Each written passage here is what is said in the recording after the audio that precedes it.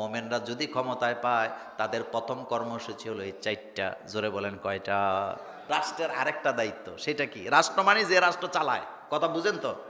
আল্লাহ পাক রব্বুল আলামিন বলছেন, এই আয়াতটা আমাদের বাংলাদেশে গ্রামে গঞ্জ থেকে শুরু করে বাইতুল মোকাররম পর্যন্ত, মনোযোগ আসেনি?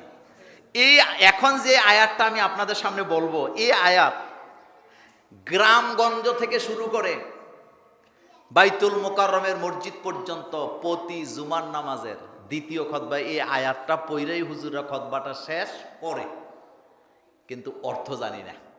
এবার শোনেন, আল্লাহ রাব্বুল আলামিন বলছেন, ইন্নাল্লাহা ইয়া'মুরু বিল আদলি ওয়াল ইহসান ওয়া ইতা'i যিল কুরবা ওয়া ইয়ানহা আনিল ফাহশাই ওয়াল মুনকারি ওয়াল বাগি ইয়াইযুকুম লাআল্লাকুম তাযাক্কারুন। এই আয়াত আমাদের সব জুমার নামাজে আছে না নাই? এবার খেয়াল করেন আয়াত কি বলতেছে। ইন্নাল্লাহা ইয়া'মুরু বিল আদলি, আল্লাহ রাব্বুল আলামিন তোমাদেরকে আদেশ দিচ্ছেন। আদেশ কে দিতেছে?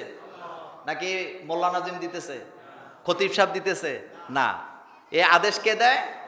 ইন্নাল্লাহা ইয়া'মুরু বিল আদলি, এক নম্বরে আপনার রব আপনাদেরকে আদেশ দিতেছেন বিল আদল, ইনসাফ, ন্যায় এবং ইনসাফের রাষ্ট্র কায়েম করবা। সুবহানাল্লাহ, বাড়ি যে গয়া।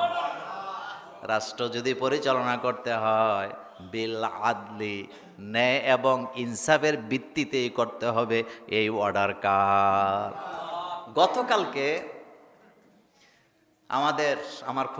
আমাদের কাছের মানুষ, আপনাদেরও কাছের, মিজানুর রহমান আজহারি একটা স্ট্যাটাস দিছে ফেসবুকে। কি লিখছে?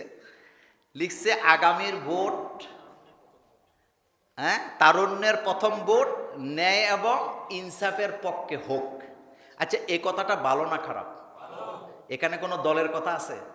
জোরে কইবেন। এখানে কোনো মার্কার কথা আছে? এখানে কোনো ব্যক্তির কথা আছে? এটাও দেখলাম এক দলের টাইনা নিয়ে গায়ে লাগাইছে।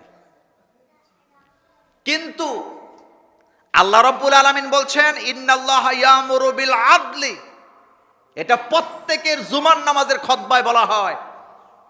তোমাদেরকে তোমাদের রব আদেশ দিচ্ছেন তোমরা ইনসাফ ভিত্তিক সমাজ কায়েম করো, ন্যায় বিচারের সমাজ কায়েম করো। কারণ যেই সমাজে ন্যায় বিচার থাকে না, ওই সমাজ বেশি দিন টিকে না।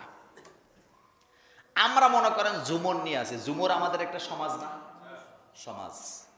এই গ্রামের মুরব্বীরা, আপনারা যারা আছেন মাথাওয়ালা, যারা বুঝেন, আপনারা যদি হাল ছেড়ে দেন, আপনারা যদি সবাইরে যার যার মতো করে চলতে যান, কেউ অন্যায় করলে যদি বিচারে আজ্ঞায়া না যান, আপনি যদি মনে মনে ভাবেন